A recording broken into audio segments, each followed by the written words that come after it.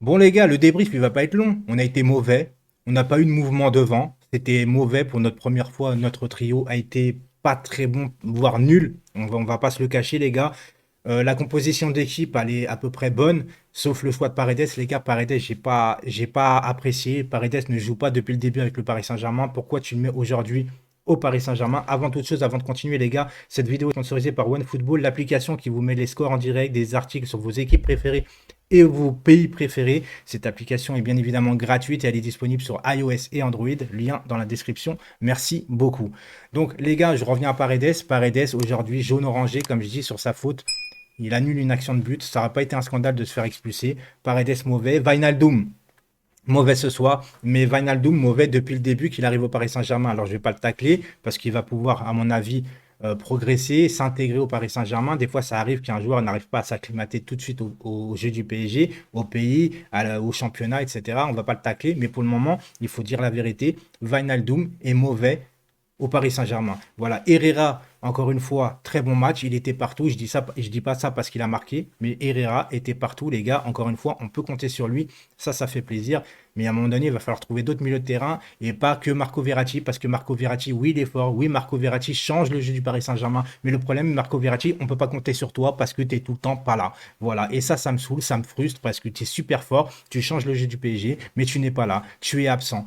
Messi à droite, les gars, je n'aime pas du tout. Je le dis très clairement, Messi à droite, ça nous enlève du jeu, du fond de jeu, un équilibre d'équipe et surtout d'une cohésion. Parce que Messi, quand il est dans l'axe, il revient un peu, il joue le rôle du meneur de jeu, un peu en retrait.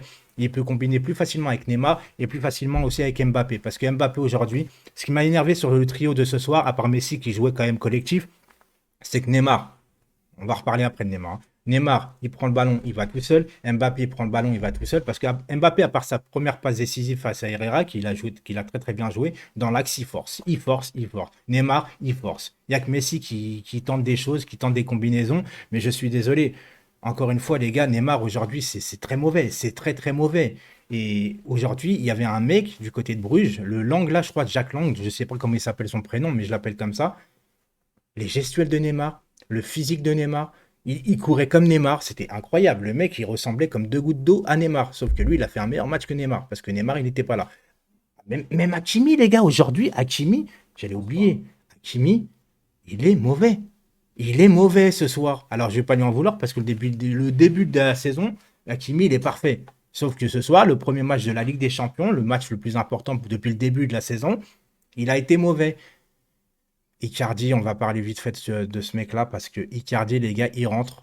Il a un coéquipier qui s'appelle Neymar à 2 mètres de lui. Il fait une passe comme s'il était à 10 mètres. Icardi, je ne sais pas s'il connaît la règle du hors-jeu, ce type. Pour un attaquant, c'est quand même grave d'être autant hors-jeu. Non, moi, il y a des choses qui vont pas. Alors, je vais pas commencer à attaquer le PSG. Je pense qu'on va monter en puissance, etc. Mais ce soir, on n'a pas mis les bons ingrédients et c'est ce qui me dérange, en fait. Tu peux faire un mauvais match ou te faire dominer. Mais là, on s'est fait bousculer physiquement. Alors, on va me dire, ouais, on n'est pas prêt physiquement. Bah, comme d'habitude, j'ai envie de te dire, entre le staff médical qui est catastrophique, on n'est pas bon physiquement, on traîne la patte. Qu'est-ce que vous voulez que je vous dise? C'est Neymar, il prend du retard dans sa préparation. Bah oui, parce que soi-disant, il faut le laisser boire comme tu veux, avoir un gros ventre avant, et après, il devient fit. Oui, il devient fit, mais sauf que tu prends du retard à devenir fit. Et le problème, c'est que s'il aurait une bonne hygiène de vie dès le départ, et ben aujourd'hui, il aurait été au top physiquement. Et il ne l'est pas parce qu'il va prendre du retard. C'est comme ça, les gars.